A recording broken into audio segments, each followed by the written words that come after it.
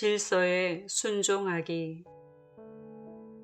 요 근래 2통의 전화를 받았는데 공통점이 있었다.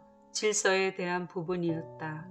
그중 한 분은 주일학교에 새로 부임한 사역자가 교사들의 기대치에 못 미치고 대화가 통하지 않아 답답하고 안타까운 마음이 들었다고 한다. 전임 사역자와 자꾸 비교가 되니 더 그렇다는 것이다. 새로운 사역자는 오히려 다른 사역을 신경 쓰고 있다고 한다. 왜 그럴까? 새 사역자는 아직 적응이 필요한 시기인데 교사들이 급히 성과를 보고자 하니 실망이 컸을 것이다. 그래서 사역자는 자기가 잘하는 다른 사역에 몰입하고 결과물들을 발표하고 대리만족했으리라. 베테랑 교사들이 성숙한 태도를 가지고 새 사역자를 격려하고 지지하면 좋을 것 같다.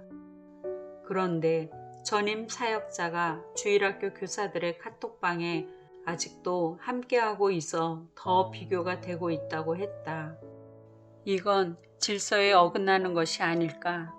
공식적인 교사들의 방이라면 후임을 위해 물러나야 하지 않을까?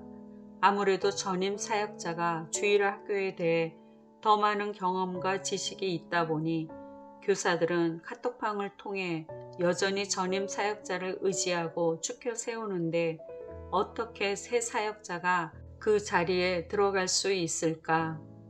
질서의 문제다. 본인이 잘할 수 있다고 생각해서 자꾸 관여하다 보면 새로 온 분이 정착하기가 어렵다. 새 사역자가 자발적인 도움을 요청하기 전에 간섭은 절제해야 할 것이다. 또 한 분의 전화 내용은 이랬다. 그분은 사모들의 모임을 섬기고 있는데 새로 온 지 얼마 되지 않은 어떤 사모님이 영성이 대단한 것 같이 보였다. 그 사모님은 하나님이 자기를 여기로 보낸 뜻을 알고 싶어 하시며 섬기는 분에게 영성에 관심이 있는 분들만 따로 모이게 한다면 도움을 줄 것처럼 말을 했다. 섬기는 분으로서는 그 제안을 받아들이기가 망설여져 내 의견을 듣고자 했다. 갑자기 나는 다윗과 압살롬의 예를 들어 설명을 했다. 나도 왜 그 본문이 떠올랐는지 모르나 성령님이 가르쳐 준 거라 생각했다. 압살롬이 성문을 지키며 아버지 다윗 왕에게 가서 재판을 받을 백성들을 가로채어 해결해 주었다.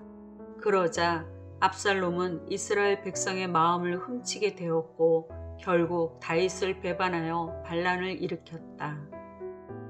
질서에 순종함을 배우는 것이 얼마나 중요한지, 아무리 출중하다 해도 질서에 순종하는 겸손이 없다면 하나님은 그를 제대로 쓰실 수가 없다.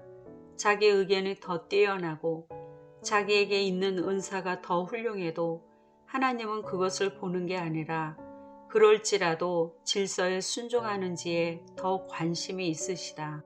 그 사모님이 먼저 조직 속에서 겸허하게 배우는 것이 순서라고 생각한다.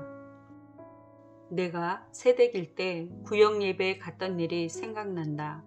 구역장은 솔직히 성경 지식으로 보자면 나보다 훨씬 모르고 있었다. 구역 성경 공부를 가르칠 때 내 안에서 열불이 날 정도였다. 그러나 잠자코 잘 들어주는 게 내 소임이었다. 한 번은 엉뚱하게 성경을 해석해서 내가 아니라고 제대로 말씀을 풀어드렸더니 뭐랄까 주춤하는 것 같아서 그냥 있을 걸 했다. 그때 권위에 도전하는 것은 아니었지만 질서에 순종하는 것이 참 어렵구나를 알게 됐다. 우리는 살아가면서 질서에 순종할 일이 얼마나 많은지 알고 있다. 교회 내에서만이 아니라 직장과 가정과 나라의 질서에도 잘 순종하는 사람을 볼 때 신앙도 아름답다는 것을 느끼게 해준다. 질서가 파괴되니 가정도 직장 생활도 다 깨지는 것이다. 질서를 지키지 않으니 사회가 혼란스럽고 어지럽다. 예수님은 하나님께 철저히 순종하셨을 뿐 아니라 인간이 만든 질서에도 순종을 하셨다. 세례 요한에게 나아가서 세례를 받을 때 요한은 오히려 자기가 예수님에게 세례를 받아야 한다며 말렸지만 예수님은 질서에 순종하여 요한에게 세례를 받으셨다.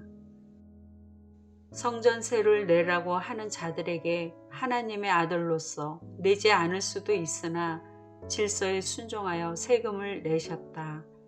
질서에 순종하시는 예수님의 겸손한 모습을 닮아간다면 오늘날 자본 많은 무질서의 일들은 사그라질 것이다.